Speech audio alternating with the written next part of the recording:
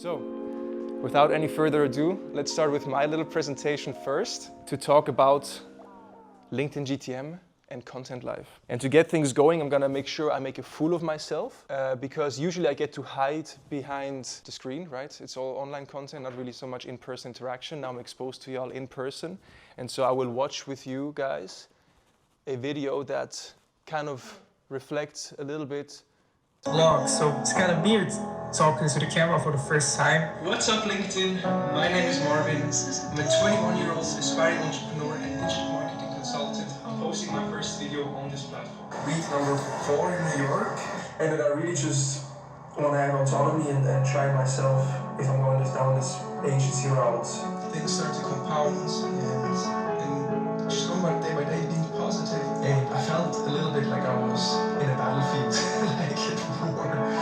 It is Wednesday today. I am in Switzerland doing another little tour de Swiss. Yeah, it just feels like we're living in a fucking movie right now, so I feel very blessed and get to experience this.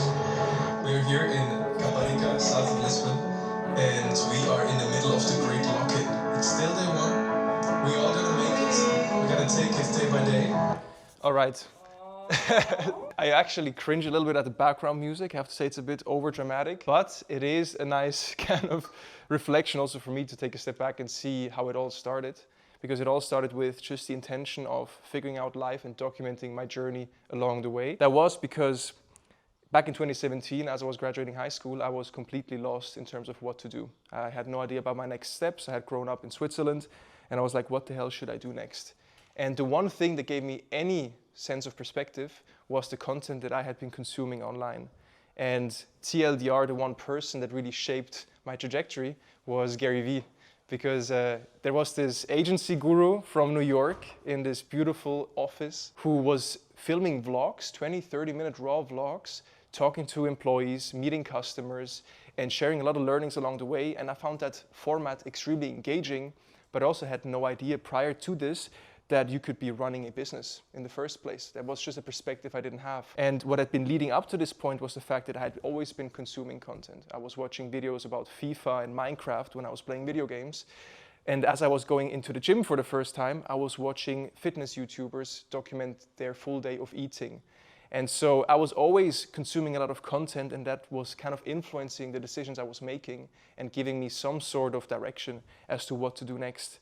And the big shift for me happened when I discovered Gary Vee, and he introduced this whole topic of personal branding and building a business in public. And so he really drilled that lesson into my head of document, don't create. And so while I didn't have any track record, no real tangible skills, I was like, okay, the one thing I have is the fact that I don't know what to do, and I'm gonna make that my positioning. And so that's when I asked myself the question, will I play this game, will I do it? And it's a big question that a lot of you guys have probably also asked yourself in one shape or another. And if you haven't yet, it's going to be the most important question to answer if you consider building your personal brand. And that is if you want to play the infinite game. Because for me, personal branding and content creation, no matter if it becomes a B2B sales tool, a recruiting channel, or a way to generate more deal flow for your venture studio, content creation and personal branding evolves as you evolve and as your journey evolves. And so the one thing that allows you to actually reap the fruits of that labor is to keep doing it and to take the audience along the way. And so I asked myself that question back in 2017, and I said, yes, I'm gonna do it. This is gonna be my vehicle towards figuring things out and making something out of myself. And that's how this first video journal came to be. If I were to now take a run through how these things evolved for me, it was these video journals. As I graduated high school, I was now working at an internship at a Swiss bank, and I was not really inspired by the working environment in this corporate job, but I was consulting business customers who needed help with their e-finance access or who were opening up new bank accounts. For example, starting a dropshipping store. And so I remember I was talking to this business customer. He had been phoning in to open up his e-banking account. And I started getting curious and asked him, well, what business are you trying to build? And he told me, yeah, I'm doing this e-commerce store for the Football World Cup, and I'm gonna sell accessories and different, products there. And I thought that was a genius idea, and I didn't know that you could do these types of things. And I took inspiration from it and actually built up a Shopify store myself for the World Cup and tried to drop ship accessories. And so this banking experience really taught me first off that I don't want to work a job like this long term. And it gave me perspective that you could run a business. It was Gary and it was this job that really showed me that there's a different way than to stick to the traditional path. And it also taught me actually some discipline of going into the office every day. It was my first real job that I had until then. And from there, it also taught me that I actually knew more about marketing than a lot of people who were studying marketing because of the side hustle that I had been starting. Because aside from the job and the video journals that I've been committing to, I also did the dropshipping store. I did the Instagram page around cryptocurrencies where there was this big ICO hype. Bitcoin hit 20K for the first time. And I started an Instagram page just sharing coin analysis and charts analysis and just giving advice to people. And lo and behold, I was doing a lot of follow-unfollow as well, Turan. You told me about that theme page strategy initially. And so that's also how I got the first couple of thousand followers. But on top of this, because I was posting all of this content and growing my following, I actually gained authority in the space without even showing my face in the first place. And so I had hundreds of people in Telegram chats asking me for advice on what coin to buy.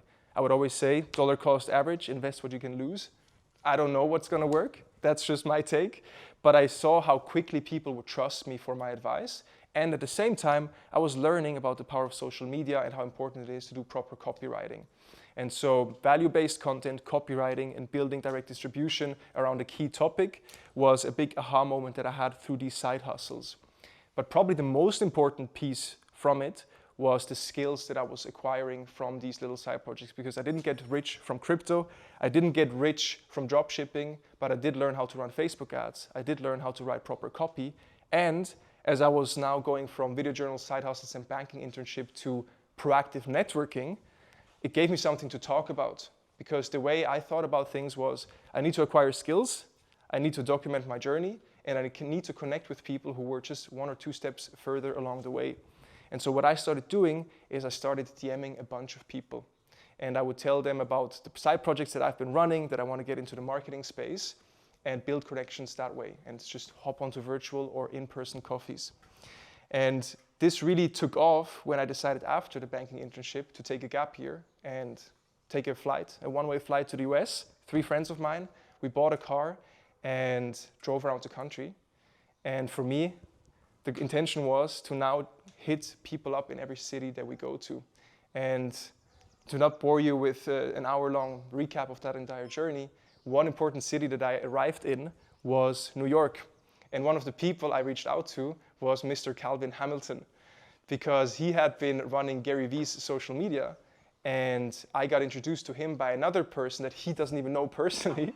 She just told me, hey, you gotta reach out to Calvin. And so I did. I sent him an Instagram DM and he was willing to sit down for a coffee with me. And I was fucking flabbergasted because this guy was 19 years old. He was working with freelancers. He was doing social media for a living. He was in this completely foreign world for me that I wanted to tap into. That was it for the time being. Coffee wrapped up. I went to California for 3 months, started doing free workshops for local brands, and started realizing that I want to become a marketing consultant. I went through Sam Owen's Consulting Accelerator, did the Mindset Week, started waking up at 5 a.m. for a couple of months, and decided that I would, before I go back to Switzerland and be confronted with the decision of, should I go study, do I take a job? Before I do that, I'm going to start posting on LinkedIn, because I heard that that's the new underpriced attention, as Gary Vee likes to say. That means you post content and organic reach is pretty good compared to other platforms, because content supply and content demand are in a very attractive ratio. And so, as I was in my garage of my cousin in California, I said, what's up, LinkedIn? My name is Marvin. I'm an aspiring marketing consultant, and I'm going to document my journey of figuring things out. That video got 20,000 impressions. It got me my first job offer in Switzerland for a local startup that would later sell to Migros called Best Smile. They wanted to hire me as a Facebook ads guy because my LinkedIn profile was positioned as I run Facebook ads and social media channels. And at the same time, I decided to also visit New York one more time, crash at Calvin's place. And Calvin turned out to just want to start his own thing now, quit his job at Gary Vee and launch an agency. And I just begged him for an opportunity to work for him. And he said, okay, fine. Move to New York, he can freelance for me. That's definitely not true, by the way. I was the one that pitched you. I was like, I like you. All right, fair enough. You didn't beg me. I'll take it. I remember back then also, I was just on the couch with you, you were working in this job, and I just said, man, I just want to do something here. Like, I just want to let me run some fucking Facebook ads, let me post on an Instagram account, let me just get into this space. Long story short, he said, you can move to New York, you can work with me. We launched the first version of the agency. We split up later, remained friends. I moved to Berlin, restarted Notus, and now 4 years into this, I worked with over 200 clients with the company. We hit 7 figures last year. I made Forbes 30 under 30, probably my most important milestone ever. No, but I got some status game recognition, which is not that relevant actually. I learned not much changed since making the list, but it is nice social proof. But more importantly, I was able to start working with amazing people and creating a universe that I enjoy spending time in and kind of following my interests, solving my own problems and building solutions that other people can benefit from. And so that's been my journey of living the content life, going from video journals to LinkedIn posts to now also YouTube videos, which I've committed to with weekly vlogs for the past 2 years, and almost every one of you has been featured in some of these videos already. And it's been an amazing vehicle to scale that documentation, to find more content sources that I can repurpose for Instagram or LinkedIn, and to attract talent as well. All that to say, the infinite game of content, it really evolved as I evolved. I went from not knowing what to do to freelancer, to agency owner who now needs to grow his business. And that's also why my content strategy and the way I leverage my personal brand has evolved over time too, where initially it was a networking vehicle, it now is a GTM vehicle, a go-to-market vehicle to acquire B2B customers. And that's what I want to cover with you guys today, going deeper into the actual tactics of how I grow the agency, how I grow the business with my personal brand. But most importantly, as I was doing all of this, I was doubling down on my vibes, my skills, my taste. I was able to productize myself and turn my personal brand into a business that I can now do with cool people around me. And so this has been probably the most rewarding thing of it all, is that this whole journey, this whole game of putting myself out there has allowed me to build so many meaningful relationships. And I think probably none of you I would know if it wasn't for that. It's like every single one of you has somewhat been influenced by the fact that I decided to do this. And so it's been a magical networking vehicle for me. I would have never gone to Berlin. I would have never started this business in that way and formed so many relationships, clients, friends, colleagues. So that's also why I'm doing this workshop. It's because I committed to this game. About Notus, I mean, for the business itself, like a snapshot, we're an agency right now still. That's our core offer, is that we help companies generate demand through personal branding, primarily on LinkedIn and then expanding onto newsletters and YouTube as upsells. But really our bread and butter is to turn people into go-to-market engines. We've done this with over 200 clients, and in terms of the state of the business and in light of build in public, the highest revenue months we hit last year was 220,000 Swiss francs, and our average invoicing volume is about 160,000 Swiss francs. So that's where we're at right now. And from here, we want to grow into the next stage of the business. And so I can't tell you how to grow to 10 million ARR yet. Maybe I learned that from Niels today, but I can show you how I generate meetings and how I went the path that got me here. So much on where we're at and the company background. What I want to show you here on this slide is just a bird's eye view on how I think about personal branding, channel selection, and the content strategy in the first place. This is what we call media playbook, and it emerged during a late night where I tried to make sense of all these different social media channels, newsletters, lead magnets, sales motions, different personal brands, and kind of just gaining clarity as to what I should prioritize. And so what you have here is a snapshot that starts with the personal brand on top. This is, let's say, me, Marvin, here as the person who is working on perhaps different projects and businesses. Right now I'm fully focused on Notus, but this might evolve over time. Maybe I launch a consulting business down the line. Maybe I'm a keynote speaker as well on the side. But so I, as the personal brand, have different things that are going on.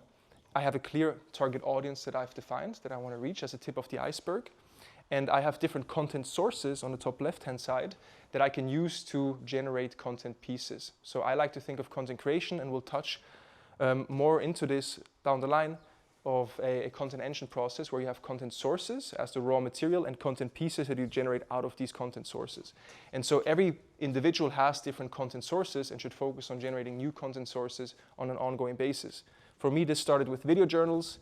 It evolved into newsletters, and most importantly, content calls, which is the process that we use internally to generate LinkedIn posts for ourselves and for our clients. What is also important when it comes to knowing who you're actually trying to reach with a personal brand-led marketing strategy is the topics that you think are relevant for your target audience, which is what we use the content archetype framework for. And we'll also touch more on this later, but we want to have a filter that helps us prioritize the topics that we actually share on social media. And then that's the big question, well, where should I actually publish this? Should I go 100 content pieces per day on every single channel from the get-go? Maybe the answer will be yes soon with AI, but so far it's still important to understand the nuance as to which channels make sense for you and how to differentiate between attention channels and retention channels.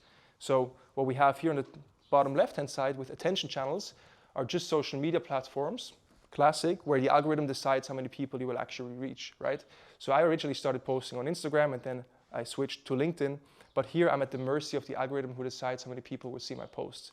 And if my LinkedIn profile gets deleted tomorrow, I lose access to my audience.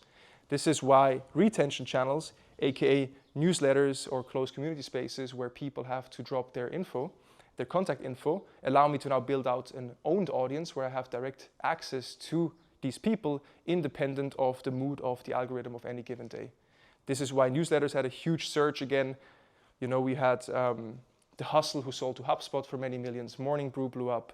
And we have Beehive as a newsletter platform that is extremely popular. Creators who double down on Substack because they want to get direct access to an audience to monetize, to nurture, and not solely rely on the organic reach on social media. And then on the monetization side, this is your offer stack. This is how you convert your audience into whatever you are selling.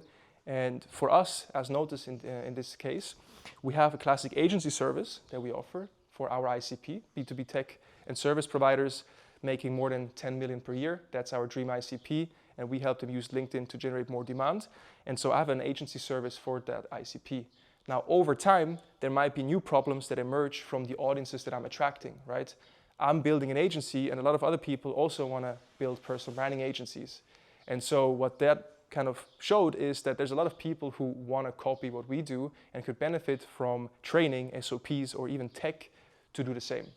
Now, while we haven't launched a solution for that audience yet, because we are learning about the power of focus, this is an immediate, or like this is a business opportunity that we would have, that we could tap into, that we wouldn't know about if we hadn't been building an audience in the first place, and that if we hadn't received those signals that there's a pain point to be solved. And so this is also why Greg Eisenberg, he's very big on social media, talks about audience, community, product, and going audience first, and then letting that guide your product launches. This is a bit about the media playbook. Now, what was probably the most important lesson for me along this journey was that I was spreading myself too thin initially. I was trying to do a YouTube vlog when I was living in New York. Back in 2020 is when I published my first video. I was trying to do Instagram, short form, posting carousels there, and then I was trying to stay consistent on LinkedIn, but I wasn't even doing appointment setting there to get more meetings booked. And so I was doing too many things at once. I was half-assing it, and I needed to double down on the channel that actually works. And so the most important factor when it comes to which channel should I focus on is where does my ideal audience spend time, right? And so for me, it became very clear that LinkedIn is the place to be. This is where I know I can reach my ICP. And at the same time, there was also other benefits to the platform that made it a no-brainer to double down on. And some of these benefits, if we think about LinkedIn, which has become really a non-negotiable in B2B, is that first off, the platform grows very fast. It's now over 1 billion active users. In Switzerland, it's actually the biggest social media platform in terms of active users, which is wild to think about. And then what's on top of that very good about it is, well, first off, the organic reach is still solid. People complain about it not being the same as 5 years ago when I said hello LinkedIn and got 20,000 impressions, but you still can generate 1,000 to 5,000 impressions quite easily if you focus on relevant topic selection, good hooks, and content quality overall. And so you got still good organic reach or underpriced attention, as Gary says. Secondly, you have very specific information about your ICP or about users in general on the platform. They have to put up their job title, the company they work at, and so you can actually get much more information from the platform to reach the people you actually want to reach and be very focused in terms of all of the activities that you do on the platform. And thirdly, I also really like the fact that people are in a business mindset when they go into the platform. You're not expecting to watch Instagram stories from your best friends and figure out where to eat dinner, but actually you're there to do business, to learn, to connect, to sell. And so it's a whole different frame of mind on that platform. I think most of you are active or becoming active on LinkedIn anyway, so I don't think I need to sell you too much on the potential of the platform. But it is interesting for me to reflect on the fact that for many years now, I've always been tempted to jump away from the platform because I've been fucking posting on there for 7 years now, and it gets a bit tiring at times. And at the same time, every single time, I realize that if I just do more on LinkedIn, I get more out of it. And so doubling down on what works and exploiting a validated marketing channel is also, once again, one of the biggest marketing lessons I've learned over the past few years. It's if you find something that works, exploit it until you can't squeeze it anymore. And so that's it for the LinkedIn side of things. Now I really want to touch on how to do it, how we do it to book meetings, to make sales here, and how we connect content to pipeline. Because a big struggle here, I put it, and maybe some of you can relate, maybe not, but a lot of founders and personal brands on LinkedIn struggle with, first off, knowing what to post about in the first place. They struggle with lacking inspiration about the content they consume.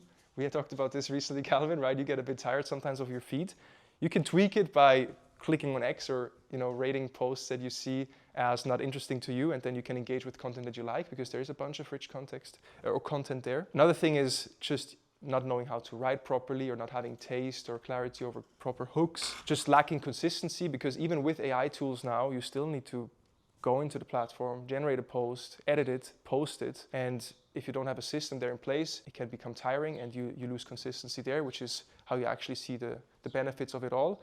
And then there's also a lot of gurus who use engagement pods, get thousands of likes, post a bunch of fluffy bullshit, and it looks like that's the only thing that works now, and that can be demotivating or can make you focus on the wrong vanity metrics. And so that's a big thing. And then lastly, if you don't see any business results, it's also hard to justify if there's other things that you could be doing, right? So that's some of the problems that I see, that we see with our clients, why they work with us. And well, what they actually need is a system that allows them to solve all of these things in a predictable way. And so I want to walk you through the system now, which we break into different phases. And so it always starts with, of course, your business case and knowing who you're actually selling to and what your offer is. But from there, when it comes to the tangible outputs of that activity, it's to create ICP lists. So creating lists of your ideal customer profile and knowing exactly who's on the platform. You can do that through LinkedIn Sales Navigator. You can export these lists and you can have clarity over who's on the platform and who you can actually reach there. On top of that, then you want to make sure that your profile is clean. Everybody talks about your LinkedIn profile having to become your landing page, but it's true, if there's zero context about what you do, what you sell, and why you're relevant, then it's going to be hard for people to convert who land on your profile or understand why it should be relevant to them. Next up, you want to have very good topic selection. You want to post stuff that is relevant to your ICP and find the right balance between your personal story and the subject matter that you share. And then once you have that strategic foundation in place, then you go in and start posting content regularly. We call it the content engine. And so you want to find a system, you want to find a process that allows you to generate relevant content consistently. I'm going to share how we do it. You want to post every week, at least 3 to 7 times per week if you actually try to make money on the platform. And then from there, you want to capitalize on the content that you're publishing, not just by waiting for inbound and for people to book a demo, but to actually track who's engaging with your content, with your profile, filter for who's actually within your ICP, and then implement an appointment setting process where you actually start conversations and book meetings through human setters. And then last piece to the puzzle is to also leverage ads. Once the content engine is working, once you have a human appointment setter who's booking these meetings, you can add fuel to the fire by running thought leadership ads, boosting your best organic content and getting in front of your ICP. This is the entire playbook that I'm now gonna just break into the individual steps. And if anything is unclear also in between, please also just let me know and we can jam a little bit about it. This is what it looks like in action. This whole people-led GTM playbook, to use our favorite words here. The system to generate predictable pipeline on LinkedIn, once we know our ICP, is we optimize the profile, the LinkedIn profile, right? This is the landing page, this is the funnel. It's the same thing that a lot of coaches that are blowing up on Instagram right now talk about, the profile funnel on Instagram. Maybe you know Nick Setting, he's blowing up at the moment. And so basically what he does is he posts organic content, he runs story ads, and he just drives the traffic to his Instagram profile. He posts story sequences to nurture his audience. He has reels in his feed to also nurture the audience, get more top of the funnel in, carousels to create more social proof, story highlights to convert people, and then lead magnets to drive action and engagement. And then he has human appointment setters who book meetings for his consulting offer. And this is a similar approach on LinkedIn. And what we do, because you have your optimized LinkedIn profile, you post 3 to 7 times per week through your personal profile. You connect with up to 100 people every week on LinkedIn, because that's once again the beauty of the platform is I can create lists, I can filter for CMOs of venture-backed companies with 50 to 250 employees. I can find those people, I can identify those profiles, and I can send connection requests to those people and add them to my network. We also like to, if time is there, it's probably the lowest leverage activity out of all of them, or the least important one.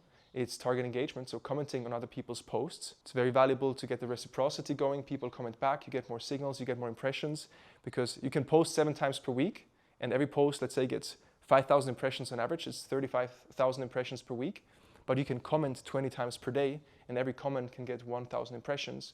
And so you can scale your reach through comments once you're maxed out on the content side of things. Replying to comments is important too. But all that to say, these core activities help us to generate ICP signals. ICP signals are content interactions, profile viewers, connection requests, followers. And with third-party tools, we used to use Teamfluence, now we switched to Goji Berry. We can actually filter through all these engagements and have a lead list of all the people that match our ICP criteria. And so if I have 1,000 profile views per week, I have 400 engagements per week, 250 new followers, then let's say that's 500 signals. That's 200 signals per week. Now let's look at who's within ICP. Maybe that's 50 people, maybe that's 10 people, maybe it's 200 people. And now my appointment setter, he can now do warm outreach to those people, right? So this is really the whole funnel, if you will. It's find different ways to get traffic onto your profile, filter for who's relevant. Ideally, there will be some inbound. People will request your services, you will get website demos. That's the whole brand building and the compounding effect of that. And that's actually been what drove my agency growth for the first 2 years. I've just been posting content. I was quite lazy or not focused enough on having a structured sales process, but it was enough to drive inbound demand and to get website bookings to fill my pipeline to close those deals.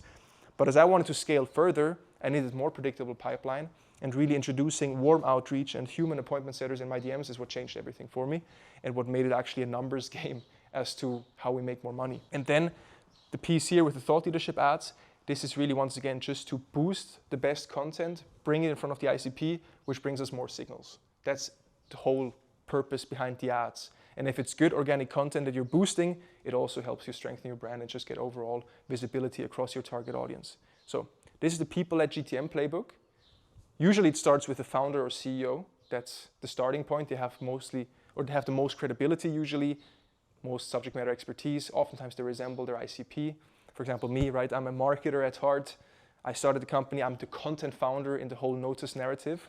And so I can talk about how I'm using LinkedIn to grow my business. Other founders can relate to this because they also want to grow their business. And then turns out I actually have a solution for it because I'm my own customer. So this is a flywheel that I can tap into because I use the product that I sell, which makes marketing quite seamless for me. But it doesn't always have to be the founder or CEO. You want to make sure they actually want to play the game, as we said initially. Even if they're not doing video journals and YouTube vlogs, they still have to be willing to share their stories, share their expertise, and post content online. Ideally, they have, as I said, similarities to your target audience. So if you're selling to very technical engineers or developers, perhaps the CTO is a better fit than the founder CEO to build trust with those demographics. But you start with one person, you validate the process, and then the real magic happens when you expand it to more people. Because then all of a sudden you don't just have one person generating 200 ICP signals per month, which means 200 warm outbound messages that you can send, and you track the reply rates, you track the booking rates, it becomes a numbers game. But if you have 10 people doing this or 100 people doing this, then it really becomes a flywheel where you build an omnipresence within your industry, and you have an appointment setting team tapping into all these different personal brands to attack the market from different angles with different vibes, but all leading back to the product or offer that you sell. So this is the people-led GTM playbook in a nutshell. I'll run you through each step now, but does that make sense so far? Any questions? so far. So maybe on the tool selection, so you said you're using Goji Berry now, and the usage of that is to just filter through the ICP signals specifically for those that visit the profiles, engage with content. Cool. This tool Swan AI, have you heard of it for sure? I've seen it on LinkedIn. Yeah. Have you tried it? No, but it's I made a note because I did a content founder breakdown of the CEO Amos, right? Yeah. So we did a post showcasing how he used LinkedIn to grow the software, and then I reflected on the post and I was like, actually, should we test the tool itself too? Yeah. I know a client of ours who recently had a big exit from SF. He said it's mid. That's the only data point we have so far, but I think it's promising and I would like to look into it. Yeah. I do think he also automates part of the outbound with the tool, right? Yeah. We've so far been very bullish on human setters, just also because of the restrictions that LinkedIn has in terms of service. So Goji Berry really to identify the warm leads, the relevant leads, and then you can also have first message automations if you want to risk it, or even just automatically connect with people that engage with your content or that engage with competitors' content. So you could have a list of your competitors or influencers that attract your ICP, and then you could automatically connect with people that engage with their content. So you can also track competitor signals through Goji Berry. And yeah, then for the DM setting, we use Kondo as a heads up, because Kondo, K-O-N-D-O, allows us to actually track all of the messages we send. So we can track reply rates, we can track just setter volume and activity, which then connects to pipeline once again. Why don't you do the automated stuff? Is just because of the LinkedIn restrictions on banning accounts? Yeah. I've never had any issues with it, but I hope What do you automate? DMs. The actual messaging? Yeah. With a tool called Dripify. And then do you automate until they reply, or do you also automate replies to replies? So only automate until they reply. So basically automate profile view, connection, likes, comments, and then follow-ups, and then once they reply, then it's human. Yeah, got it. Yeah, it can work. It's mainly we use it just to invite people to like webinars and LinkedIn Lives and events. We don't typically use it for like direct sale. It's just because obviously trying to get a large volume on those events. Yeah. That's the main place we automate. Check. Yeah, no, I mean, I think automation is fine if you keep it low volume. Yeah. Like for example, we automate network expansion, so connection requests. We do it blank message, so no message there. We use HeyReach for that. Gives us more ICP signals once again. In terms of appointment setting, we just take a very casual approach to sending out DMs. So we do one-liner messages, as if we were texting people on WhatsApp. And so could be worth a test at some point to automate some of these. I don't see a reason why not if you haven't been restricted. But for our sake, to keep the setter focused and to ramp up volume there, we just kept it human for now. Yeah. It's always kind of risk to reward ratio as well. Like the point that Marvin made before, if his LinkedIn account disappeared tomorrow, that would be a big uh-oh for the business, right? I was going to ask that question on this whole thing of like, do you not feel like you create a lot of like key man risk on your profile and your account, especially just in the context of selling? Because one of the issues that I faced with selling was a lot of lead volumes coming through my account. We did manage to mitigate it over time, but if you're the whole lead funnel, so what's your plan for that, like long term? Is it that like employee owned accounts as well to mass expand it out, or do you feel like you'll go towards more like notus led content as well? It's definitely the first one you mentioned. So employee led content is it's going to be the last slide I think in here. Is EGC is the new UGC. And so really tapping into team members' personal brands and just replicating this playbook through others. At the same time, in terms of key man risk, of course, if I die tomorrow, that would be a bummer for the acquisition. And at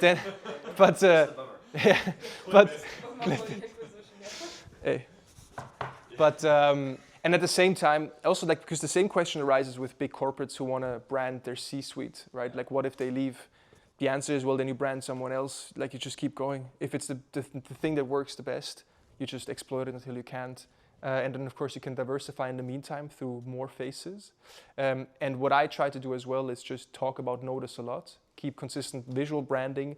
In the YouTube videos, I always introduce my team. And so it's been interesting that even though it's always my face and my name as the distribution account, we had this happen in Berlin the other day. We were on our company offsite and we went to the UGG store where I bought these. And we enter the store and one guy says, "Oh, you're the Notus boys." And so even just like the fact that he remembered the brand and we talk about notus so much is one way for me to just intentionally try to show it's bigger than me. And then when it comes to key man risk in terms of the sales process, an interesting lesson for me has been that, I mean, look, I post 6 times per week. I generate these signals. I have a setter that messages people on my behalf. And then they hop on a sales call with Selim and he closes them. So like we had like at least 50% of the closings from the last 12 months I never talked to. So I don't even have to talk to them myself necessarily now. I make an effort to check in with them to build that relationship as well. But that's also been interesting that people don't even need to talk to me, even though I'm the face for the acquisition, to actually convert. How does that handoff look like between you and Selim then? Is it like just literally you're like, yo, cool, looking forward to the appointment, here's the link to book. You're gonna speak to Selim, pitch Selim, that's it? Yeah, it's exactly like Okay. you should talk to our head of partnerships to dive into it. Okay, and head of partnerships, this title makes a lot of sense too, I guess. Yeah, it's less salesy. Let's say And maybe on your point as well, like Guillaume from Lemlist, as far as I know, he isn't involved anymore at all. Yeah. In the entire process, it's all managed by the team, and they're just using his profile and still absolutely crushing. So like he does not do any content, like he doesn't do any setting as far as I know, and it's been the evergreen funnel for them for a long, long time. Nice. I do think the head of partnerships thing is smart as well. Matt Gray's team, he calls all of his closers or his salespeople brand strategists or something like that, which is a little maybe misleading, but at the same time it's clever. And we also have growth consultants. Yeah, there you go. And also, I mean, it sets the expectation for Selim, for example, also in terms of like, he's not just there to close people, he's there to consult them and to find the right partners because we have limited capacity. So in a way, it guides the narrative in an organic direction of not being fully just conversion optimized. And I mean, also to your question, because it works so well on my account and I have a cap in terms of how many times I can post, we're going to do this EGC thing. We're going to let our team use our tool as a case study to post themselves. But then to really replicate the whole content to setter flow, we're going to activate Selim's profile soon. And he's just going to post more or less the same shit that I post. He's going to post the same lead magnets. He's going to do the whole entire same playbook with the same team. He's going to add some of his own input through content calls. But really, this is how we also now kind of replicate what's working for me onto a second account. And this is also how Goji Berry, the tool that we use to signal track, I think they have 4 or 5 accounts and they all post at least 3 times per week. They all post 1 lead magnet per week and it's always the same. And that's just more volume for them to then go into the appointment setting process. All right, any more thoughts here? We'll also see in terms of like all the slides I have for like the individual steps. I think a lot of you know the basics, and if anyone wants that, we can send kind of our self-guided worksheets and SOPs as to how to set up a profile and all of these things. So I'll focus really on the key 3 points per slide and not go into how to set up the perfect LinkedIn profile on every step. What do you think, just as far as expectation setting, it takes for somebody to properly implement the GTM playbook that you have outlined? Like, what's the timeline typically look like that you try to implement with clients versus a DIY approach? So I mean, and we're actually diving more into the data side of things because we're realizing how important it is to have more predictable pipeline and a number-based approach to expectation setting, to be candid. But we see about a 6-month timeline where you first ramp up content organically, you figure out what works. You get buy-in from the personal brand to actually post at that volume. Like with Swiss clients, it's so difficult to get them to understand that they just need to post more. Like for them, once per week is too much at times, and you need to get over that initial hurdle. But so the math is, we post at least 3 times per week. We try to get basic impressions up over the first 3 months. It's all about content audience fit initially. Just what's baseline impressions? How does that connect to ICP signals? And once we get a baseline of signals after 3 to 4 months of at least 25 per week, then you want to activate the setter and you want to make sure that they track their outreach. And then from there, it becomes a numbers game as to how many meetings they can actually book. So it's at least 4 months of consistent content output to get those benchmarks in place, to double down on what works, and then activating the setters to actually do the outreach, to then start booking meetings within the first 6 months. But I mean, for me, it's also like I've been posting on LinkedIn for 7 years now. I've ramped up volume about 1.5 years ago to almost daily. And so it's also been a process for me that made things easier because a lot of people have been seeing me for a long time. There's a public track record of what I've been doing, and I know quite well which topics will work before I publish them. But that's the normal timeline. But to be honest, if you really want to try it and give it a shot, I would say you need to commit to 1 year. I think everything below is just too short-sighted. And also just a shame because even though, Guillaume doesn't use his account anymore, it also takes a bit the soul away from the whole game itself if people are not involved in the brand activities anymore. So I think setting the expectation of at least 1 year to play in the game, and then you can outsource certain channels after some point, I think is important to, I don't know, I mean, that's maybe just me being, how do you say, idealistic about the personal brand game to keep it a bit authentic. But yeah, anyway, that's the timeline we aim for and some of the benchmarks. It's impressions to signals to messages sent to reply rates to booking rate, and you really only get proper data after 6 months. Check. Any more comments? All right, then let's keep it moving. Profile is the first step. We had it on the visual. What is the most important thing? It's personal story meets social proof, meets clarity over value proposition and offer. So if somebody lands on your LinkedIn profile, they should understand what you offer, who you are, how you came to where you are today, and why they should work with you. And so most important profile sections, it's the banner. It's a visual opportunity to communicate your value proposition, to add client logos, to add numbers, whatever it is that makes you credible to your target audience. It's your slogan and headline. You can keep it simple and minimalistic. You can have a bunch of words in there. Ultimately, it just needs to be clear what you offer and to whom. I like to add a little vibe statement in there too. So I have coffee connoisseur in my headline because I like to think that our vibes are also part of our competitive advantage. And so I do have people mention coffee or invite me to coffee. I had someone send me coffee bags before through the DMs. So it's a little touch. I have a lot of images where I drink coffee as well. And so this is how you create a little bit of a visual brand perception too. Especially on YouTube, you see a lot of people who leverage this. Hormozy with the tank tops, Daniel Dallin with his cinematic orange tile vibes, Iman Ghazi with his old money visuals. So being intentional about the visuals and the vibe statements that make you unique. Me now presenting with a Bolivian football shirt is my intention to not look like a too buttoned up B2B sales rep, lovingly. Also important, whenever you can, of course, drive people to the next step in your funnel. So I have LinkedIn Premium to have to visit my website button in here. About section, this is your elevator pitch. It's your opportunity to tell your story and connect it to your offer. I don't think too many people actually read it on average, which is why the featured section is even more important. This is the biggest visual real estate you have on your LinkedIn profile. And so this is why I usually have case studies in here and a link to the website demo booking page. You can also use it to drive people to your flagship lead magnet if that's part of your funnel, but making sure that you use your featured section properly is very important. Those are really the most important profile sections across the board. Making sure that those are filled out properly is key before you move to the next step of the playbook. Content topics. So profile is in place. What should we actually post about? We like to use the content archetype framework where we think of content ideas through 4 different pillars. We have tactical content. This is very actionable advice that your ideal audience can immediately take action on. So in my case, it could literally be how to set up your GTM playbook on LinkedIn and breaking it down into each and every single step.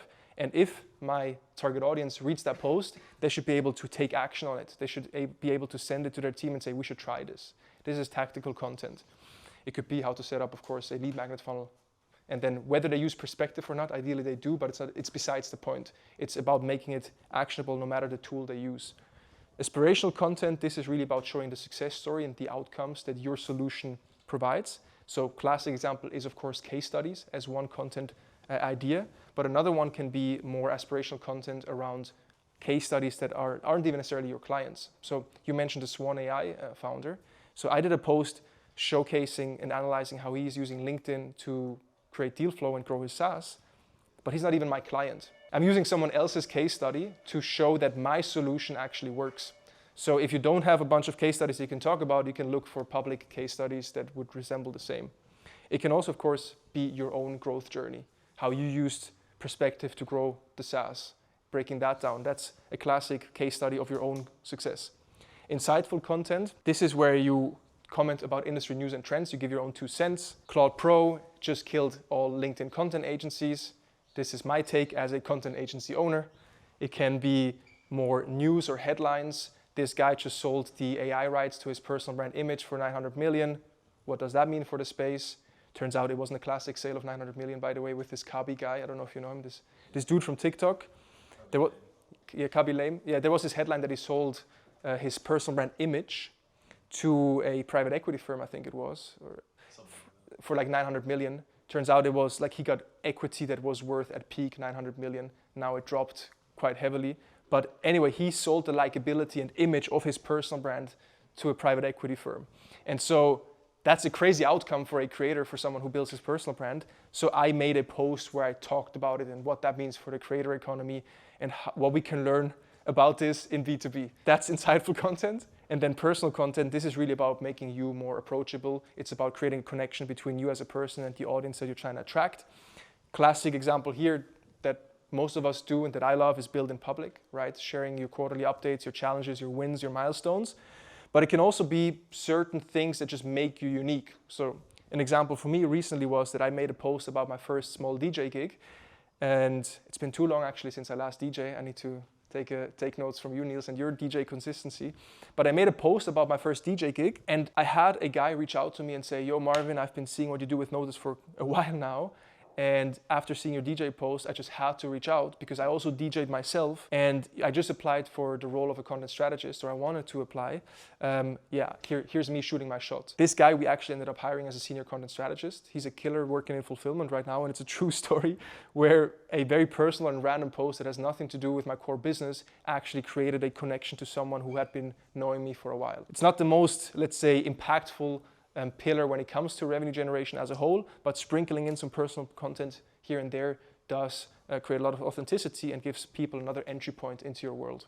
So this is the framework we use. This is the filter that we use through which we generate content ideas. And so this is our approach. These would be some examples as to, doing this in action. Tactical posts is me explaining what the content archetype that I just explained is and how to set it up. Insightful content is me talking about mistakes that B2B executives do. Aspirational content is sharing how I used zero cold outreach and just LinkedIn to generate all my demos. And then personal post was me talking about how I lost myself in the routines of successful people. Now, another lesson here is this personal post on the left-hand side got me, I think, about 25,000 impressions and 0 ICP signals. And then a case study post about working with Jesse Pooji got me 60 likes and I think about 5,500 impressions. But it got me 15 ICP signals and immediate meetings booked. So there's a lesson in that too, of not chasing these likes, chasing these vanity metrics, because I think it was J.K. Molina, he coined the term likes ain't cash, and so it holds very true. You can, of course, occasionally throw out a wider fishnet to attract people, to get them into your world, but depth over wideness. Before you move forward, Yes. I'm just curious, internally, either with your brand or with the clients at Notus, do you guys discuss any kind of ratio or balance of how much of each of these buckets of content to create? Yeah, I mean, I don't have a consistent percentage that we recommend because it also depends from client to client as to what they're comfortable sharing. And then oftentimes what this looks like in practice is that the best tactical content is pulled from a personal story too. So the best content is actually a combination of multiple pillars. In terms of ratio, what I've seen work very well for me is at least 2 tactical pieces of content per week. Ideally, one of them is a lead magnet, 1 aspirational piece, so a case study per week, and then 1 personal post, depending on the volume that you publish, at least every 2 weeks. I post 6 times per week, so I can hit every one of these every week. So I do 1 personal on Sunday, I do insightful usually on Saturday, commenting on trends. And then I do tactical, I think it's Monday, Wednesday, and then aspirational Tuesday, Thursday. So this is kind of how I split it for myself. But if you have less content volume going out, then you want to double down on having something tactical once per week, a case study once per week ideally. And then if you want to do some top of the funnel trend analysis or personal content, that's kind of how I split it. It also really depends on a bunch of different factors. Sometimes you're going to be like the dynamic of you and your expertise won't match directly with what your target audience needs, right? So Marvin is his own ideal customer in that sense. So his knowledge that he can share via tactical content is directly valuable to any founder that also wants to grow on LinkedIn. So that said, he can juice tactical content if he wanted to, but then there's other people where that tactical content might not fit as well. The fit isn't there as much. But then on the other hand, they might have maybe relevant expertise on the market that their target audience is in, right? And insightful takes maybe resonate a little bit more, right? It also depends on like what your preference is. For example, we talked about Greg Eisenberg. Most of his content would fall under insightful, with some tactical elements here and there. But I mean, he crushes, right? Because people just really want to hear his takes on whatever is happening in startups and startup ideas. So I think this is a good framework to use as a starting point. And optimally, you would want to cover all the different elements.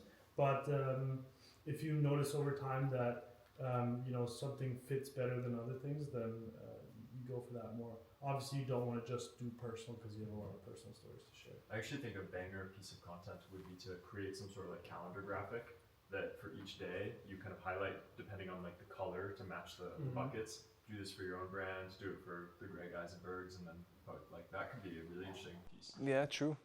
Like as a lead magnet, as part of also the sales process, it could be a value proposition for the follow-up call. Yeah, just like formula I use type thing. Because like with most accounts, if you have a little bit of context about the person, I can predict which topics they would require to get a baseline of good performance going. And you can oftentimes also in the LinkedIn feed, like you see a post and you know why it's not working. It's obvious, the topic selection and the hook, if that's not on point, it's not going to work. And there's a lot of recurring formats that by now are predictable. And then of course what makes the content unique is your personal story, your personal POV. That's also why in hook writing, it's so important to make sure that it reads as if only you could have written it, right? And that's, as Max, I think, started talking about the law of scarcity as it applies to content, because your stories are scarce.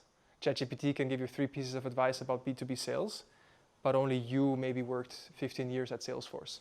So, whoever took these screenshots, by the way.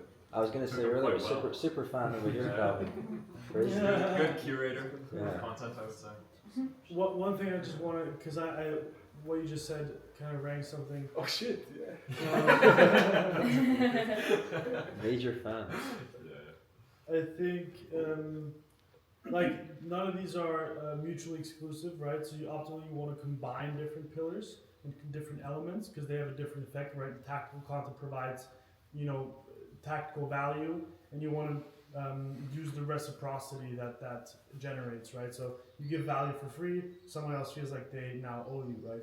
Personal is maybe more, I don't know what you would call that value, but it's like they're getting to know you as a person and your stories. I just thought of 2 creators who both write really, really good hooks. Adam Robinson and Gal Aga. They incidentally worked with the same LinkedIn consultant named Ali Paul.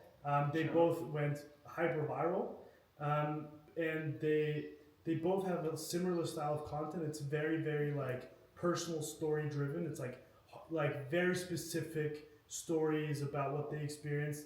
But now that I thought about it, the calendar breakdown. Gal, for example, he's been in enterprise sales for the last 15 years, and he has a company called Align, which is basically like digital deal rooms. And his entire strategy is just posting like very, very tactical sales advice from his journey. And the hooks are like, he paints a very concrete picture of like a problem or a scenario that a sales leader, which is the target audience, will recognize, and then just gives like basically all his posts are just like paragraphs, like bullet point lists, basically like 5 bullets, each like 4 to 5 lines of paragraphs, and just highly tactical. Like you can use it tomorrow at work type of thing. And I mean, he said by his own account he generated like up to 150 leads per post at some point, because he also then uses UTM links to track that. So like bonkers. And then Adam Robinson, who in terms of followers, I mean, he's like over 100K now within like 2 years. And he posts mostly insightful content about stuff that's not even related to his product per se, right? His product is basically a tool that lets you recognize or de-anonymize website traffic. And it's for especially like his target audience is like B2B SaaS, business development people. But he talks about topics that are interesting to them, not necessarily related to lead gen but he talks about stuff that aligns with his journey. So he's bootstrapped like his third startup now to a combined like 25 million ARR. So he talks about like why you should always bootstrap and like shits on the whole VC model and yada yada. And since like B2B SaaS is very VC heavy, that gets a lot of engagement from his target audience, right? So it's like a completely, and he doesn't post tactical like how to do outreach, how to like book meetings from your warm signals, but he still gets like really targeted engagement from his target audience because they both found that match between what they know a lot about personally and like what matches their personal experience and what their target audience also cares about. And then they sprinkle in the occasional build in public in Adam's case, or like how he grew on LinkedIn, but it's mostly insightful stuff. Yeah, There Adam is- goes hard on building public. Yeah. Yeah, it's the same. We have another client from Switzerland, Avenir Swiss, and it's like just a complete different angle where they try to appeal to politicians and journalists. They're like trying to shape initiatives and the whole economic landscape of Switzerland. And for them, it's also purely insightful. They listen to what is trending in the news, what is like happening on radio, and let's be the first that talk about this with a clean graphic on LinkedIn. And there, they just need to be fast with it. So every Sunday, for example, one of them posted, and he's crushing it and getting insane numbers and attracting exactly his ICP because it's just what people are talking about right now and haven't read in the news magazines yet. So probably ideally you would max out on a lot of these different pieces, and oftentimes there's overlap between multiple pillars, but it's also good to see that there's different paths that lead to similar outcomes. In my case, what's been helping is that my content kind of educates people around the method itself so that they buy into the fact that, yeah, this is the right method for me to do. So that's why I kind of repeat the same playbooks that I do for myself or clients or potential clients do, influencers do, because it educates the market around, okay, this is the playbook, it makes sense. And then turns out I sell the implementation of that playbook.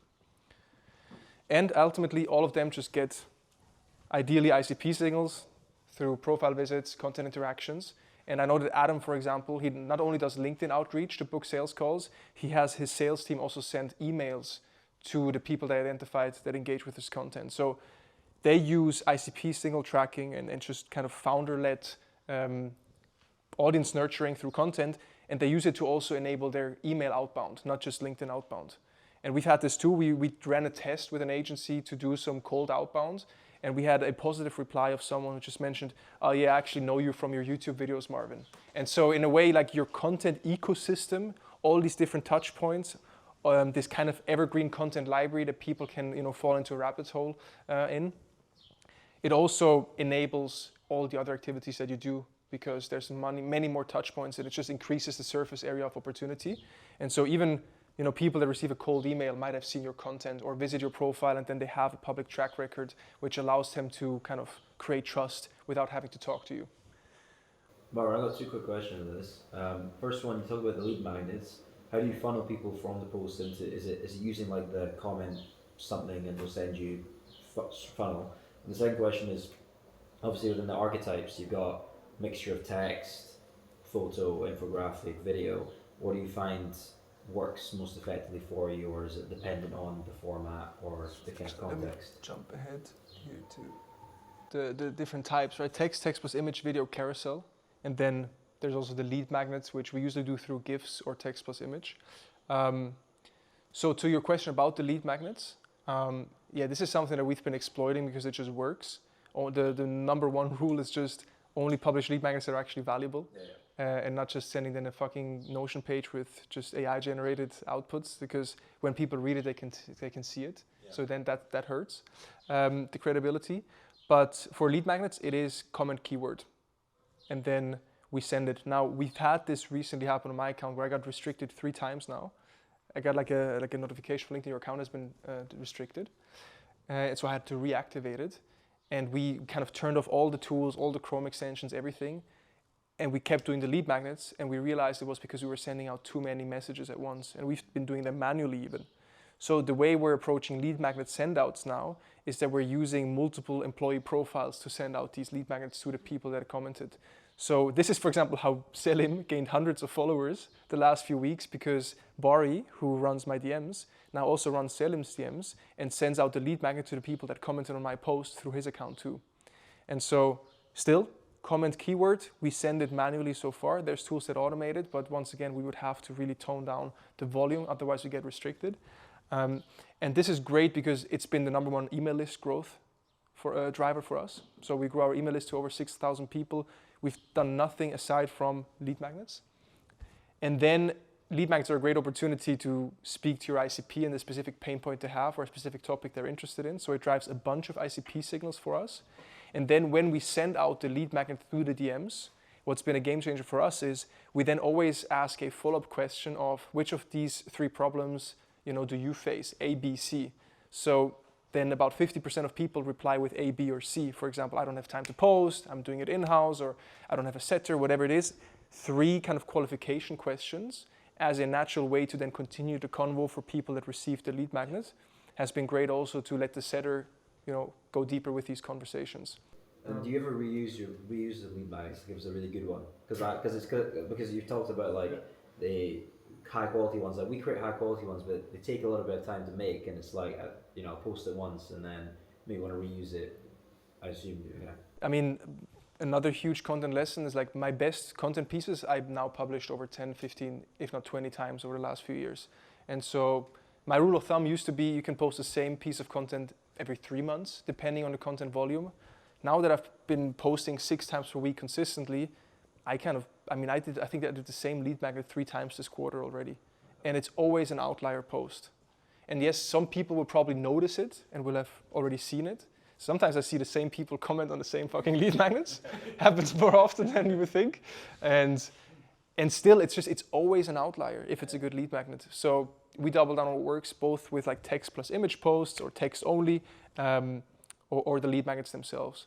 But it's easier to repurpose when you have more volume, at least from a perception standpoint. If you post once per week and then you have to wait longer because if people scroll through your feed to say the same shit over and over again. Maybe one cool insight there, we do long form on YouTube very rarely, but whenever we do, we attach a LinkedIn post, like a giveaway LinkedIn post with the value propositions of the long form and then just funnel people into the long form on YouTube. We don't collect the emails, nor do we do outbound super well, but at least like the LinkedIn reach is excellent. Yeah. And so if you have those ICP signals from that, it's like an easy game of just using that as that you already created. Which you can do because you have a lot of like educational YouTube videos, right? Yeah. And so a lot of people do that also on Instagram, where I just recorded a masterclass about X and it's just a public free YouTube video. That's what we do. We usually put the Instagram content I do now is basically just very similar cut down stuff from YouTube and I just funnel them into a YouTube video. So Yeah. Comment X and I'll send you the full video. Yeah. Jumping back then, or let's see, you asked about formats too. We're on the slide about formats, right? I mean, we see text plus image as just a safe choice, usually. It drives the most engagement. And then again, it's not if your hook is shit and you have an image, it's still not going to perform well these days. So it's not a guaranteed recipe for success, which also means that if you have a banger hook, even a text only post can perform. And you see creators also just doing text only and that worked very well. Nevertheless, we just, when in doubt, go for text plus image. And we do try to create some sort of connection between the image and the topic of the post. What I've seen work quite well is, for example, doing like thumbnail style titles on the image itself that builds the bridge between hook and image. And I also love images because, I mean, they see your face, right? So it creates familiarity. You become more top of mind with your face too. And then when it comes to video content, I've been very bullish on horizontal video recently. We see like very good impressions on all things horizontal video. Much better than vertical video. And so I try to do about 1 horizontal video per week as well. And then, for running ads against organic content, you can then retarget based on video views if you publish videos. So that's another reason why videos are definitely a very relevant content format if you feel comfortable in front of the camera or if you have rich content sources that you can repurpose. Videos anywhere from 30 seconds up to 10 minutes. Like I've done some Loom videos where I show how to create a ICP list through SalesNav. I think it was 8 minutes long, 13,000 impressions, very relevant signals. So I'm definitely a fan of horizontal video. Yeah, and that's it. Ultimately, it's like any format more or less works. It's just topic selection and hook. That's really all there is to it. That's 80% of the success. Yeah, that's on the content formats or the content types, let's say. Going back to where we left off before with the content archetype. I'll try to run through some of these principles quickly, but when it comes to the content engine process, we went into the nitty-gritty of what posts to write and which formats to write, but it's very important to have a system in place, a content engine that allows you to do that consistently, depending, of course, in your in-house capabilities, right? I have a content strategist plus appointment setter who spend at least 30 hours per week just on my LinkedIn profile. And so there's some human resources that help with this. And then there's also just a workflow and system that you can implement to make it more sustainable. So is that 30 per person or like? No, in this case it's 30 in total. Okay. Yeah, because right now I have, like, Barry is currently doing both. Yeah. So he runs my content and appointment setting, but he's handing off content again and just doubling down on appointment setting. So the way we think about content, I mentioned it before, is content sources plus content pieces. So content sources can be content calls, podcast interviews, YouTube videos, newsletters, whatever it is. Those can all be content sources in the context of LinkedIn that we can then turn into content pieces. What you have here are screenshots of our platform where we upload all the content calls, all the raw material, and then we use it to analyze the actual content topics that it identified in the relevant segments to then turn into content piece drafts. We usually run all of this on Notion, so that works well too. The most important thing is just to have a database structure of content sources and content pieces that allow you to then also have a content calendar where you can pre-plan all the relevant content topics. So one of the biggest improvements that we've had in our content operations was when, with the help of Max, that I think it was about a year and a half ago, a little over a year ago, where we would start doing monthly content calendar prep and really just pre-plan the topics for a full month. Max knew exactly which inputs he needed from me throughout our content calls to make it more specific to my account, but he already kind of had the skeleton of the post in mind. And so we just needed to do the content calls to run through the topics he had pre-selected. And then the content calls is one of my favorite content sources. Here's an OG screenshot, Vicky, remember this? Wow. Very, very old. Because we used to work with Vicky in the context of W3. She was one of my first clients and case studies that we still run today. And so we would run these content calls, which are great to gather input for the topics you've prepared, right, as the content strategist or the personal brand manager. But then these calls are also great opportunities to talk about more recent updates of the business, to share build-in public updates. So I usually start with looking at my calendar and what happened the last 2 weeks. What's the benefit of planning out all the topics for the month? If you just, like, on a weekly basis, for example, keep a consistency of the archetypes that you want to run and whatever generates the best signals, like, why would you invest the time to plan it out for the month? I mean, you can also do weekly. It was more of a preference because I liked sitting down and doing like one big batch. Yeah. It also, we had, since I think we're doing like 5 to 6 posts per week, and we had ramped that up from what we did previously. It was easier because then in, like, say week 0, I was like producing in 2 weeks. Like, I was already writing the content for in 2 weeks, so we always have like 1 week of buffer of like content that's optimally already pre-approved. Yeah. So like, I was writing the content for week 2 and week 0, and so I had to collect the content for week 3 in week 0 when we're doing the content call to always like be ahead of the schedule. Yeah. And so it just made more sense to just plan it all out in advance. I would say that's the biggest argument, because me as a personal brand, even though I have human resources and tech to help with it, I still approve posts usually or edit them to make sure they're on point. And so it can get stressful to do late night approvals, and so being able to batch produce and pre-approve stuff. That way also for the strategist to not run behind the schedule, unless you run forgiveness over permission like you do. So then you don't even know what's going out. So that's another argument, just batch produce, and then it gives us some more flexibility. If there is a current topic, we can layer it in. Yeah. But it's all about just defining the input goals in the beginning of the month. Our input goal is 6 times per week. And so batch producing is what makes it predictable. Nice. And then 1 week, maybe we can do a full-on lead magnet sprint and spend 20 hours on creating a banger resource rather than chasing the 5 posts that we needed to publish. Yeah. So we structure these content sources, or we go into content creation with a specific idea or article that we comment on directly. But then that's how we create the content pieces. What you can see here is a screenshot from our tool. You can use Authored Up as well. That is the OG tool to just optimize hook for preview in the LinkedIn feed, right? This is where people click see more. So you want to make sure that the lines that are displayed in preview actually entice people to click on see more. And then from there, as I said, content calendar and topic prep is important. And then of course also analyzing performance and the trend of the posts themselves, bless you. And the big takeaway here is when you track content performance and you have a regular cadence of reviewing everything that you've published, that's when you also go into repurposing your best content. Or if you had a content piece that flopped, but you have high conviction that it's actually a banger piece, or maybe you want to tweak the hook or a different visual that you fucked up the first time around, then you go in and you kind of give them another chance, if you will. But so recurring content analysis, pulling best performers, or posts with high potential, or you turn a LinkedIn text post into a horizontal video script. Those are ways where you can tap into your existing content library and get more out of it.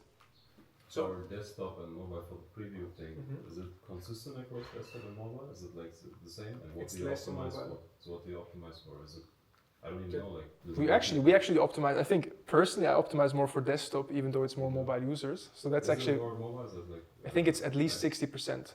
And it might have gone up. Do you notice that? By now, like total combination 70 to 80%. 70 to 80? Yeah. Which is still lower than most social media platforms, right? So LinkedIn still has desktop heavy usage, but it's still 70 to 80%. So that's actually probably the answer itself is, it would be smart to optimize for mobile. At the same time, if you fully optimize for mobile and it cuts it so short that you then just do very short hooks, it actually might be a waste. So if you can add a lot of relevancy to what is displayed on mobile, that's good. Otherwise, personally, I'd rather have a desktop friendly banger hook that's cut off a bit on mobile, rather than having a worse hook so that it's displayed there. The way to go is to always write a desktop friendly hook, so to say, and split it up into two parts. Obviously there's like a lot of different types of hooks, but the hooks that work the best that I've analyzed, so to say, have two components. They have line 1 and line 2. And line 1 is its purpose is to catch attention. So this can be a surprising fact. It can be some type of like storytelling frame that you're setting that is somewhat interesting. And then line 2 is converting the attention, right? So giving people a clear expectation of what they will be able to read in the post. So we catch and convert, and in the process we minimize the mental ambiguity that the reader has to maximize the chance of them actually clicking see more. So a concrete example would be one of Marvin's like all-time best performing hooks is I grew notus to 100K plus MRR, doing zero cold outreach and using only LinkedIn. That's the first line. Probably could clean that up a little bit more. I think I grew notus to 100K MRR using only LinkedIn. First line, catch attention, social proof, storytelling, etc. Second line is, if I were a founder starting from zero, here's the exact 6 steps I'd follow, right? So first we have catch attention. That you would see on mobile, and you would probably see a little bit of the second sentence, but that already is like, that catches attention, right? And now people are actually like not unlikely to click. But if you are on desktop, you'll see the entire hook, and the second line will like increase the chance even further that they will actually click see more, because now they have a reason to click, and that is confirmed in the second sentence as well. So it's like make it desktop friendly, but then also switch to mobile to see what part of the hook you can see on mobile, to see if it's like, if it works both ways. And Max, as you can tell, goes deep into these topics. That's also part of, when we think about what modes do we have with AI, it's to turn all of these things into a science and principle-based outline. So we have a 3-page Google Doc on just how to write a good hook. And this is also what feeds into, for example, our tool to make sure that the output is better than other things that you could use. But it only works because we actually do it manually and we just obsess over it, or Max in this case obsesses over it. So that's for the content engine. Now, we already talked about the content calls as an amazing content source. Video journals actually are also a pretty dope content source. If you don't have someone to talk to on a weekly basis, you could do weekly video journals. Block 30 to 60 minutes in your calendar, reflect on the challenges, the wins, the developments in your business, just life updates. It's great therapy. It's a great asset to document your journey that you can repurpose later down the line. And it's also a great source for LinkedIn posts or whatever other content format you're tapping into. I also like voice notes. Some people like to write first, whatever it is, with the right tools, using Claude, of course, as the alternative for something like Notus OS. You can get very good drafts these days, but bullshit in, bullshit out, of course. So this is on the anatomy of a LinkedIn post. I'm gonna not spend too much time on this. Max could probably do a 2-hour session now just about that. But we talked about before the importance of a hook. We want the hook to be specific to you. We want to make sure the hook has specific numbers. We want to tap into the recency bias if possible. And we just want to make sure that if somebody reads this hook, they feel like it could have only come from you. Another piece to a good hook is something I stole from Sean Puri. He has this 8 emotions framework. And so being intentional about the emotion that you want to trigger with your hook also influences how you actually write the hook. So is it like, oh, nice, you just got promoted, cool, that's cute? Is it, what the fuck, I completely disagree? Is it, finally someone said it? Whatever emotion you want to trigger will also influence your writing angle. And so just triggering some sort of emotion will drive more engagement as well. So much for the hook. I also like to follow the rule of going from you to I. So not you should, but I did whenever possible. Not how you can do X, how I did X, or how someone else did it. Just tapping into that, uniqueness, if you will. And not preaching, but just sharing what you've learned in a way makes it easier for people to consume and trust. And then when it comes to the body, this is a bit of an extreme example. You don't have to just have one-liners, but you want to make it skimmable, 70 to 80% mobile users. So make sure they can read over it and they can get the gist.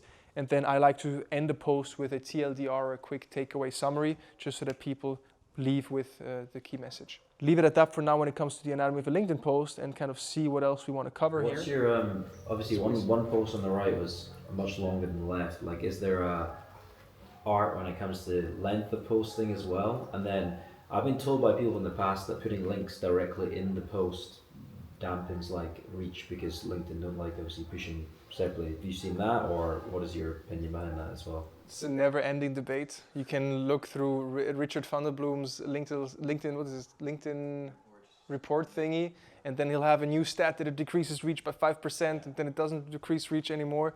Ultimately, my rule of thumb is I try to avoid URLs if I don't need to put them in there. You can have a team member, for example, comment the URL underneath your post, which gives you more natural engagement. But if I'm really just, all I care about is traffic, I just need click-throughs, then I'd rather get 10% less reach, but everyone who reads the post will actually see the link, than to put it into the comments to be safe. Plus, it seems like if you're the person that comments underneath your own post as the first person, it also hurts your reach. Maybe it does, maybe it doesn't. I believe that if you have a banger post, a banger hook, a banger topic, it's going to perform anyway. But if you want to then get the last couple of percent of algorithm best practices, then I'd say depending on how important the click-throughs are, you put it in the post. Otherwise, if you want to play it safe, have a team member comment underneath. And that's it. This post, for example, was a lead magnet first. So I prompted people to comment underneath the post. It just blew up so much, and at some point we just couldn't send out DMs anymore, that we at some point edited in the URL afterwards. And that's also what we do with case study posts that we run as ads. I have case study posts organically that I publish, ideally once per week, at least every 2 weeks. They're amazing for ICP signals and direct demand, but I never have a call to action in those case study posts. I don't want to be salesy in them initially, and I want to just drive organic reach. But then after a couple of months, when I add them to our ad campaign for thought leadership ads, I edit that case study post and I add a PS. If you want to do the same as Vicky did, then book a demo with my team here. So that's how we also edit afterwards, and then perhaps leverage them for ad campaigns. So much on the URL side of things. When it comes to content length, I mean, my rule is just make sure like every sentence has its purpose and don't drag it out artificially, but it doesn't have to be a certain text length, if you will. What we do know is that LinkedIn likes dwell time. So if people spend a lot of time on your post, that signals to the algorithm that it's relevant. It keeps people on the platform. So a longer post by nature would probably increase dwell time a bit if people actually read through the whole thing or reread it. So I'm definitely not afraid of long posts. I like them, and some of my best posts are quite long. Same for videos. But then again, should a video be under 2 minutes or over 5 minutes? I think what really matters is the first 3 seconds. It's really if people click on see more or not, if people watch beyond the first 3 seconds of the video. Once they get over that threshold, then you just got to make sure that every second thereafter is relevant. And so it can be long, it can be short, doesn't matter too much to me. I don't know if Max would have a different answer that is more data-based in terms of what the ideal post length is across all the posts that we published and how that correlates to performance. That would be my take on it though. All right, let's see. How we write with AI. We used to do everything through Claude. transcript in, mega prompt from Max with all the principles and at least 5 reference posts as tone of voice guidance. That would be our best practice so far. And now we migrated fully onto Notus OS, but it's the same principle. We use Claude as the LLM connected to the platform. We use all our prompts, all our reference posts, all of our data to create very good drafts through AI. And the most important input variable for the output of those tools, whether it's Claude or Notus OS, is that you have a good transcript. So the rich context that you feed into the LLM, and then the guardrails, principles, and reference posts to guide the quality that you're looking for, as well as in our case, a 3-page Google Doc that explains how to write a good hook. This is what influences the output quality of the LLMs that you use. But now for us, every post is drafted through AI by now. It's just still human editors in the loop. And once again, like only a good copywriter will be able to then improve the AI draft. That's also something we've seen in the past with teammates that might not be part of the team anymore now, but if you just accept every AI draft because you don't know what good is in the first place, you don't have taste, you don't have proper judgment or experience, then you're going to be at the mercy of these tools and the content will suffer. A screenshot here of what we're doubling down on, what we've seen work very well for us. On the left-hand side, you see the post we mentioned before, Amos, the Swan AI guy, right? This format is, you could call them content founder breakdowns or just me analyzing public success stories of people that use our methods. They don't have to be our clients, but they do what we believe. They use the methods that we teach. Amos uses LinkedIn to get clients. We help people get clients through LinkedIn. So I show how Amos does it.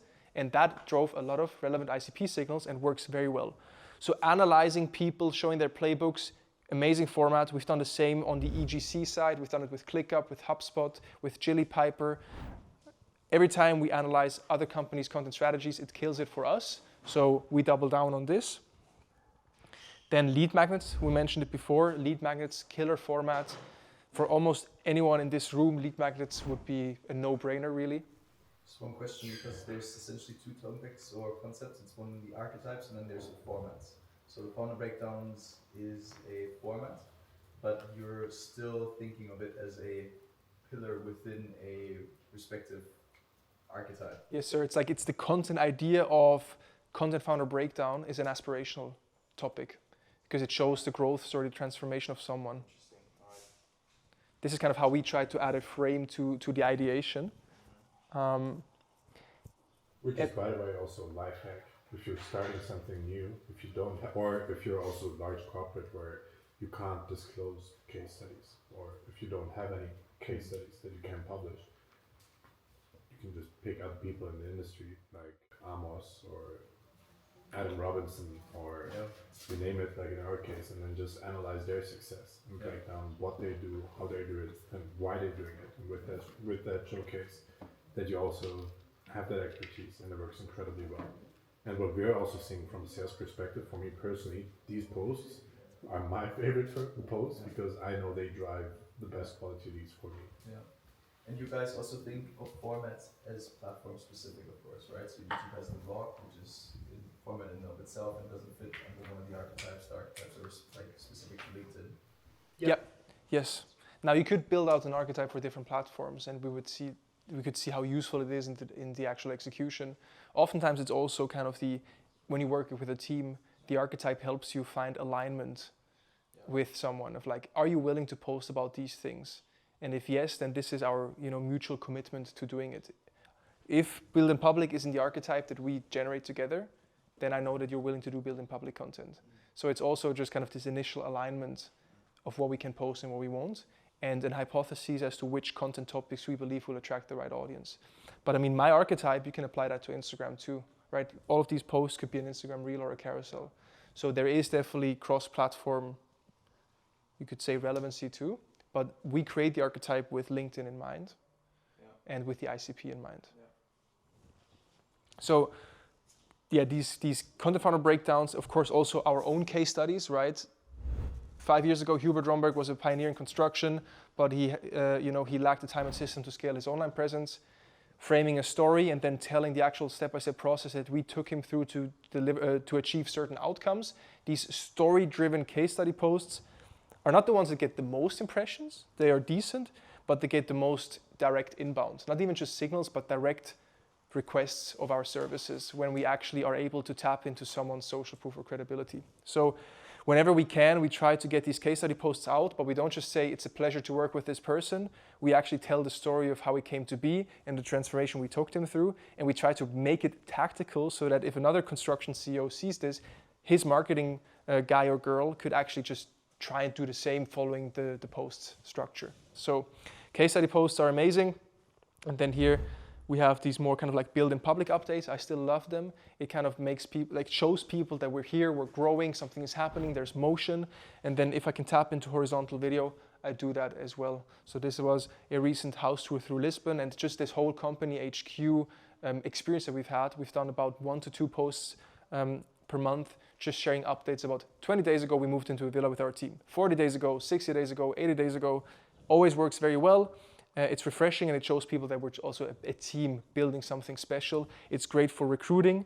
And in general, just video has been fucking amazing for recruiting, both on LinkedIn, but then my YouTube channel. Turns out the biggest ROI I've gotten so far from a pure business perspective was hiring. It's just people get to know you, they fuck with the vibe or they don't. And then they usually send an Instagram or LinkedIn DM thereafter mentioning the vlogs. It's also been decent for acquisition. We have about 1 to 4 sales calls per month coming in through YouTube as well. So it's a good nurturing channel, but the way I use my vlogs, it's not really optimized for ICP signals really. It's just to document the journey, pull content sources, and in a way attract talent. Plus it's a big long-term brand bet that I'm placing. Were the horizontal videos just snippets from the vlogs, or were they specifically created for? Both. Mostly right now snippets from the vlogs.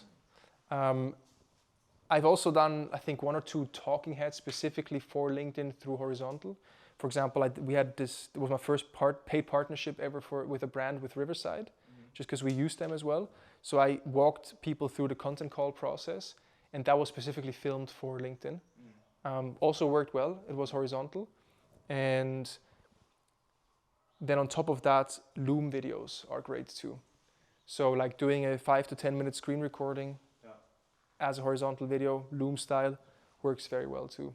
So I mean, you could probably, I don't know if you've done it already as like a full-on standalone video, but like a 5-minute video building out a first funnel or walking through a funnel could be a killer format. So those are kind of the things that we are doubling down on right now. Once again, like we try different formats, we try different topics or ideas, and then we look at our calendar and performance and we're like, okay, these 2 posts here do so well, why the fuck aren't we doing more of them? Let's just do more of them. And so we do more of them and it works. So same for the lead magnets. I've been hesitant for a while, we stopped doing them a bit, it felt like too much. We do them, and yeah, not everyone gets 100,000 impressions like some of our first viral lead magnets. This one with Chris Walker here. I think I've published this one 4 times now. It always gets more than 20,000 impressions, but the first one got over 100K. Amazing for ICP signals, and I mean, you know. And are you optimizing based on signals, VS, like impressions and engagement? Yeah. Ideally, right? Still, impressions correlate to signals, usually, but then if the topic is not relevant, then you will see impressions go up, but signals do not correlate. And that's the thing we want to avoid. So that's what we're doubling down on at the moment, more of that. And a big lesson for me was also, we had, I think, a 2-week span when I went on vacation this year, where we had pre-produced for 1 week. I came back and then we were running behind. And then all of a sudden we were posting like 3 to 4 times per week, not 6 anymore. And we looked at our marketing scorecard and sales scorecard, and you would see how it directly correlated with the meetings that we were booking. And we were talking about let's start an outreach campaign, let's tap back into Clay, enrich some lists and do some outbound.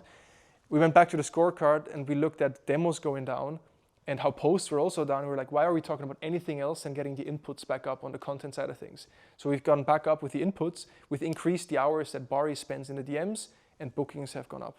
And then inside of Condo, you can actually see messages sent, and we just see this uptick, and we see how on Slack now, meetings book notifications are also now increasing on a daily basis. So it is, at least for someone like me who always sees the woman in the red dress and the 1,000 shiny objects, it's just focus on the core inputs and just double down on them. And for us, it's how many times we post, of course then iterating on the content quality, and then messages sent. Those 2 levers are really what drive all of the, or most of the business for us. And then there's maybe 1 or 2 high conviction bets, such as the YouTube channel, or an event like this and going into long form content that we can repurpose. that are like new bets we're placing, but we don't do these things if we are not exploiting the main piece. So also in terms of impressions, like I still haven't gone viral. Like after fucking 7 years, I'm at 40,000 followers now on LinkedIn. Q1 we did about 1 million impressions, and that's been great. But if we can get that number up, it's gonna be even better. And not only getting this number up on my account, but also getting it up on other accounts.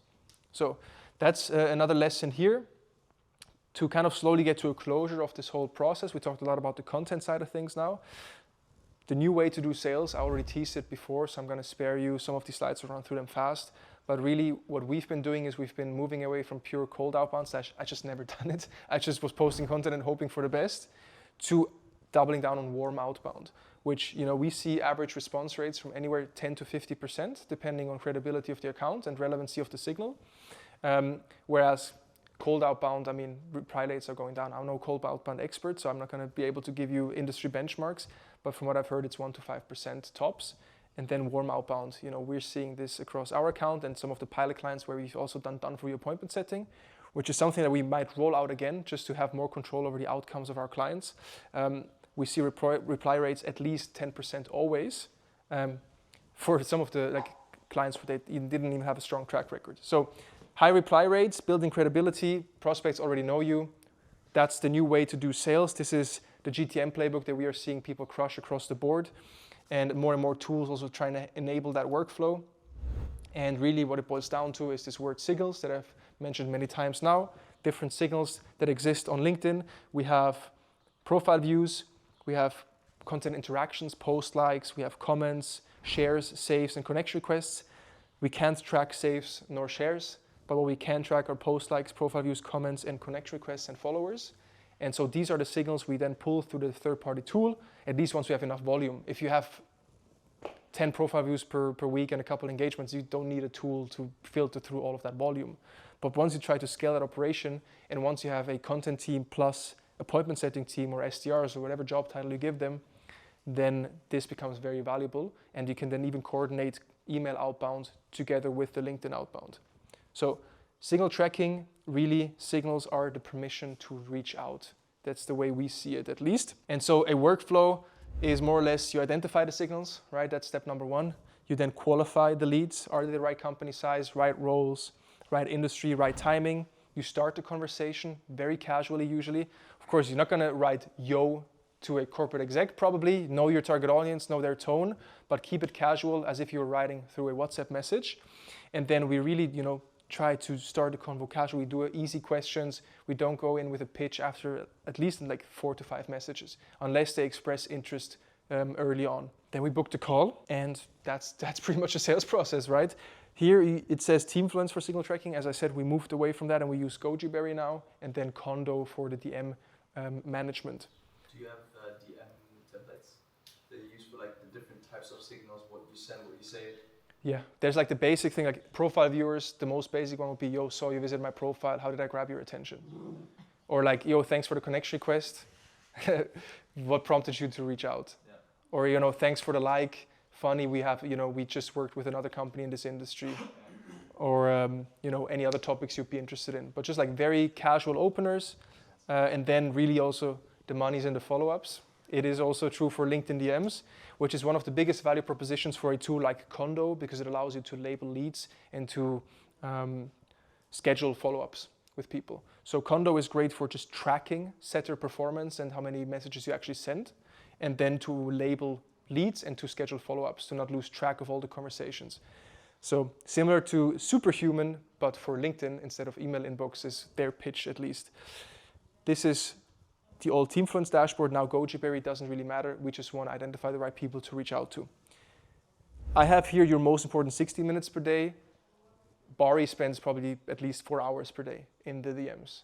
And it's also quite a high leverage task because you need someone to actually be able to just manage all these different convos, keep it casual, not be too salesy.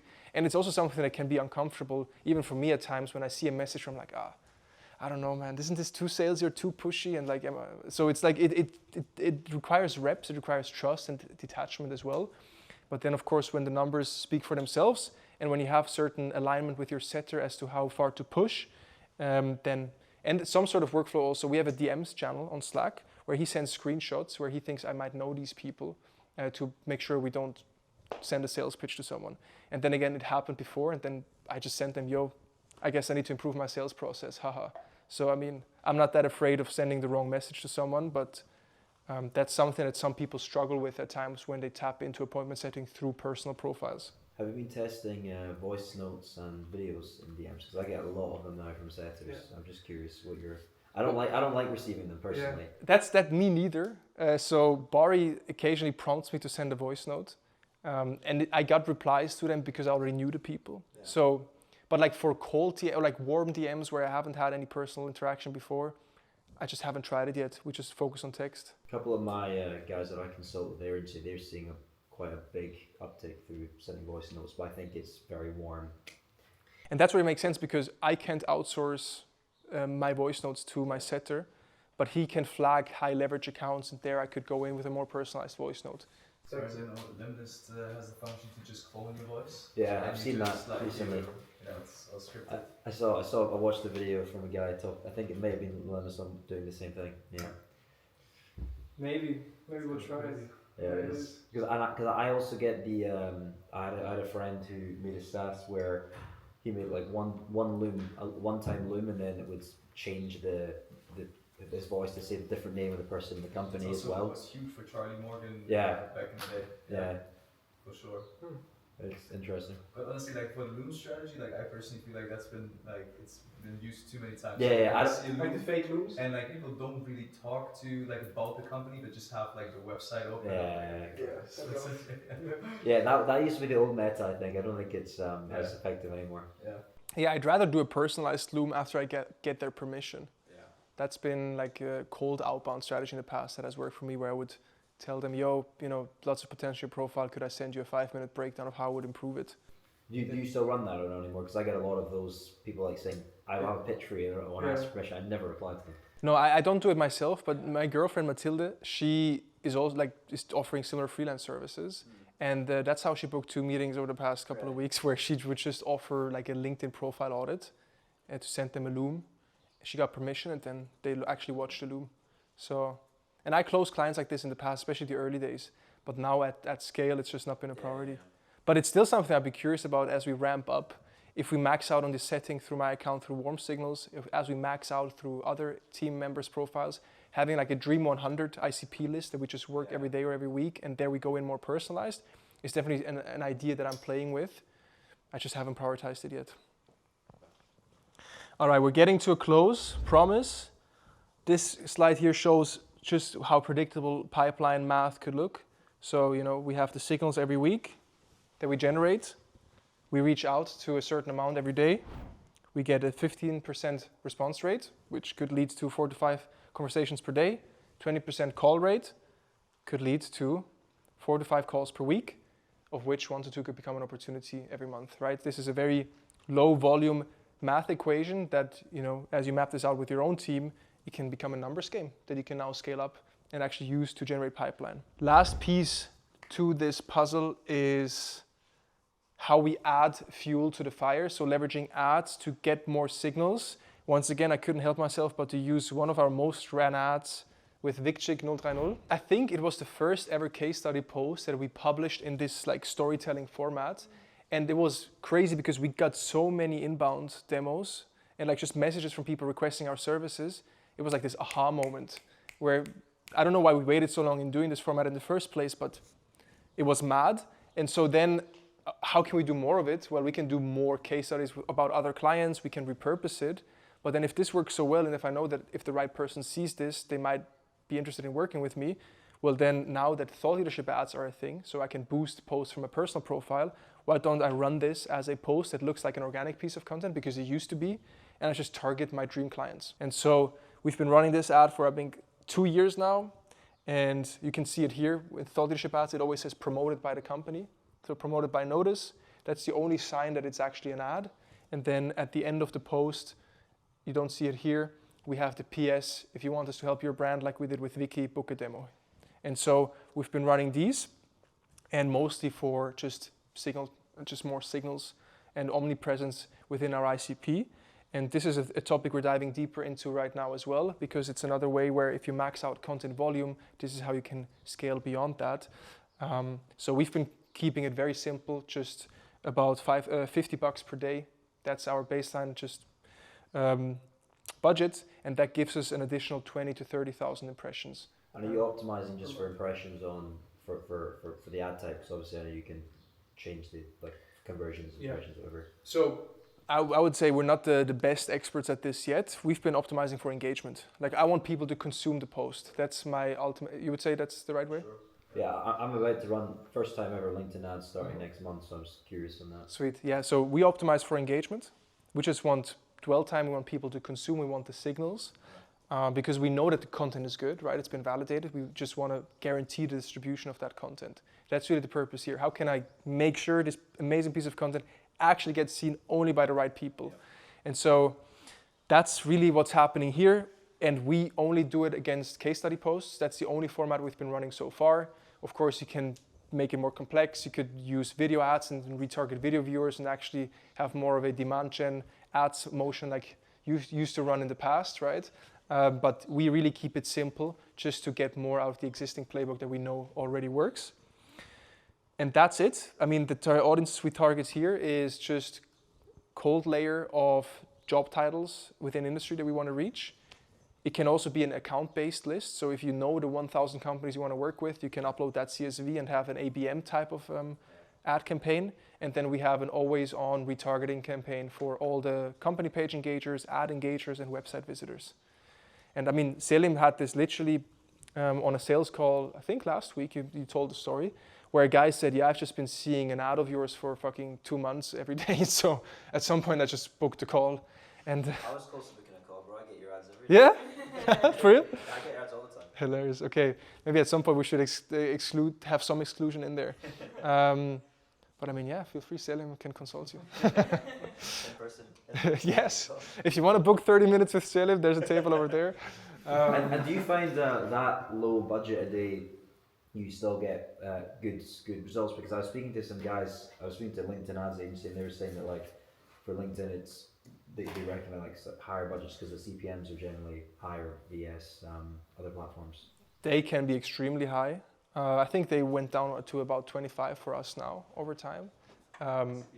Yeah. But I mean, yeah, we had CPMs of $80 to $100 on LinkedIn. Because he was saying that like you should spend a fair bit because obviously the audience that you're gonna hit is pretty low. I mean, as you go deeper into just like running ads as a standalone motion, then you probably would want to invest more of the budget to have predictable pipeline. For us, it's really just an extension of the organic. But I think it's on our Q2 plan to go deeper into how we can get more out of the ads. But right now we're just focused on replicating my playbook for the rest of the team before we go deeper into ads and just get more distribution through that. We're just focusing on Switzerland as the target audience for cold layer, and then the retargeting goes to everyone, just to stay top of mind. How much of like the total pipeline generated through LinkedIn is signal-based outbound versus inbound that comes to the website? Or I think it's 70% DMs, 30% website. So it's like the setting definitely is the biggest driver. Like we get about an average of 5 website demos per week. And then DMs, depending on activity and week, can be 10 to 30, at most 30. That you get inbound? No, that we do through setting. Okay. That we do through setting. And is Barry doing setting for people who come via the ads as well, or is that mostly inbounds? We don't separate, it's just signal tracking. Just signal tracking. Yeah. But do you know what proportion is coming via ads via organic, or do you not separate that right now? Not yet. That's a task now that we set up Goji Berry, because we know the posts that we're running ads against, and we can track signals from a specific post. Yeah. So we want to improve attribution through the ads. But to be frank, it's just been running without going much deeper into it. It's just been an always-on campaign. But yeah, so that's on the ads front where we're at so far. There's definitely a lot of potential in that. I've had this experience with this old agency dude. He's just been popping up in my feed. I was like, who the fuck is this guy? Content was okay, but I kept seeing him. I guess I'm also, because I offer this service, I'm more curious than others maybe about who's doing it and why. But I ended up clicking his profile after 2 weeks because I've seen him every day, and he had an offer for agencies about like setting up an agency operating system. Now I didn't actually book a call because I thought his content was trash. The website didn't look that good, and so I don't remember his name. Is he the guy that posts about like the 8-figure operating system? No, it was a German speaking. I think some Austrian guy. I get one guy has that all the time. The 8-figure agency operating system. Yeah, and it's like, I mean, he takes up mind space, and at some point I got curious enough to visit the profile, and he had an offer that could have been relevant to me. Turns out the profile and the content just wasn't good. So you don't want to skip these steps, or perhaps he just didn't have the same taste that I would have, and I'm not his ICP. Maybe he's targeting more traditional agencies. But I see this as a big lever right now to tap into these thought leadership ads the right way. And I think that's pretty much it on the ads front so far. Are you planning on doing it through employees in the future? Because I see Instantly.ai do it across both employees, but then also just power users of theirs. Like I see their stuff everywhere, thought leadership ads. For sure, and like the way we're thinking about like the whole employee-generated content motion is we're gonna probably have some layers of like leadership to content strategists, because if I have my senior content strategists who run fulfillment, for example, or customer success, posting content that's good for brand awareness, it gives us more visibility and signals, but I also don't want them to get too distracted into doing appointment setting and like losing themselves on LinkedIn. So I could see, for example, us replicating this for the key accounts where we also have a setter in the inbox like Selim, maybe Max, maybe Luca, our COO. So there I could also see us then doing thought leadership ads with their best posts and just hit the market from different angles. Or of course, depending on where you're at, if Notus at some point maybe focuses on different verticals with different kind of experts for each vertical, then of course maybe if Selim would be our head of manufacturing content, then he could run this whole motion just against the ICP list of manufacturing. But until we're there, we're keeping it a bit broader. Yeah, makes sense. It's same as also like we've had a couple of clients that posted about like working with us. And so we could run, of course, also thought leadership ads against their posts if they agree. So that's another opportunity to... I think that's what I've seen Instantly do. Yeah, for sure. We do that with partners as well. And it works quite nice. So it's usually like something with an affiliate deal below. And then we just take the ones that worked organically as well, and then we run ads. Is that like through like influencer affiliates or just general partners that use Perspective? Both. And how do you approach ad attribution or like effectiveness tracking for LinkedIn? For LinkedIn, honestly, like I just made a note that I think we need to clean up a bunch of stuff. And so our primary way of attribution is MTA, multi-touch attribution. And LinkedIn just loses against everything else because it's such a non-conversion driven algorithm in general. Like even if you run ads on LinkedIn against conversions, it will be much higher cost in general. And so either you just have an like exceptional sales process within that funnel, or you have something like this which actually makes it effective. And since we don't, I think like we're essentially like 80% of the budget that we're spending on LinkedIn shouldn't be spent there right now. So yeah, that's how I currently think about it. For us, organically, it also works, like also on like partner shouts or influencer shouts, and I'm a big proponent of also like just make sure you have omnipresence everywhere. So that's why we invest that budget, but I think we need to build this and then do it again. Very progressive approach to advertising. A lot of clients we work with, they're just, everything is very last click. But honestly, like this is 90% of what we do is like last click and or like overall modeling with MTA. So what works, what brings in money. That's why we are huge on Meta. Beauty, and we're gonna get a little bit more of your sauce later this afternoon after the lunch break. So I'm gonna close things off. We already touched on this, right? EGC is a new UGC. What do I mean by this? It's just the fact that what I just shared in terms of the playbook that we can use to leverage my personal brand can be replicated to more employees. And we're seeing HubSpot with over 1,000 active LinkedIn profiles. We have Chili Piper with 20 employees posting actively on LinkedIn. We have ClickUp who's been publicly documenting how they're running the same playbook. And so it's just all about different individuals, different people that represent your company, all with their own tastes, their own vibes, but also just different roles that create a bridge between them, the audience that they're building, and the product that you sell. So if a customer success manager talks about how they onboard a client, talks about their day-to-day life, they will attract other customer success managers. And ideally, if they actually use the product that they sell, then it's going to naturally be weaved into the content. So for example, for HubSpot, whether you're in sales or marketing, or whatever role you have within HubSpot, you hopefully be using HubSpot as part of your work, right? And so it naturally becomes part of the stories they tell or the playbooks they share. And they all already have offline networks, offline reputations. And so bring that online is just an amazing way to expand. And just a big trend that I see right now in B2B is how more and more companies are going from founder-led marketing to employee-led marketing. And that's why I like to call it people-led marketing as a whole, this whole motion that we're doing. And we're going to tap into this in Q2. So we're going to re-roll this out. And we're going to do it in two ways. We're going to have kind of the done for you, if you will, group within Notus. Those are the ones where we actually want to generate direct pipeline. That's going to be myself, of course, Selim, Max, maybe Luca. So 3 to 4 key accounts with a setter, with a dedicated content strategist, where we run the whole playbook. And then we're going to have the expanded pool of team members who we just want to encourage and give the tools to post at least once per week themselves. So those are mostly our senior content strategists, maybe people from the marketing team, just to show that Notus is around and start talking about all the things that we're doing. And since they will be using Notus OS, our tool to actually do this, naturally they will also talk about how they're doing it, and our tool is part of their workflow. So it's a non-salesy way to plug our solution, if you will. So that's on this whole EGC trend, very bullish on it. And to close things off, this would be the graphic that summarizes all the phases in a Miro board. So what I just walked you through is phase 1, the setup process of defining your ICP and creating those lists, selecting the personal brands that you will use for this whole play. I usually start with one and then expand from there. Revamping your profile, make sure it's as conversion optimized as possible. Then you start posting content at least 3 times per week. The more you post, the more outputs you will get from it. So defining a clear input goal, sticking to it, ramping up volume over time is key. 1 lead magnet per week, otherwise text plus image, text only, or horizontal video. Then you do your community management workflow of sending the connection requests every week. We do it automatically through HeyReach. You can do it manually. You just want to get at least 100 connection requests sent out to your ICP every week. Ideally, you also comment on relevant posts every day, or someone from your team does it. It gives you more touch points, more impressions, and increases engagement that you get in your own posts because of reciprocity. And I think the algorithm actually appreciates if people are active on the platform, whether it actually gives you a boost or not. I don't have the scientific papers to prove that. But that's on the community management side.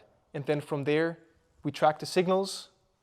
We have the human setter using Condo or whatever other tool to actually book the appointments. And then we run thought leadership ads against the best organic content plus retargeting to get more signals. So this is the whole flow that I just walked you through. And you can do that for one person, or you can do it for multiple people. And that's the B2B method that I'm most bullish on. It's what I'm using to grow my agency and what we help our clients do as well. So that's it. That's a wrap up for this first session where we went from video journals to GTM.